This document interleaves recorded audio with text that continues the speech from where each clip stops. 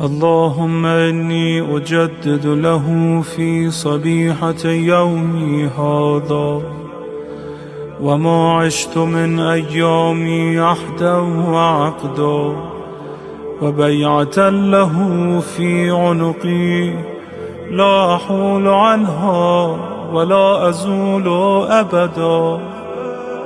اللهم اجعلني من أنصاره وأعوانه والذابين عنه والمصارعين إليه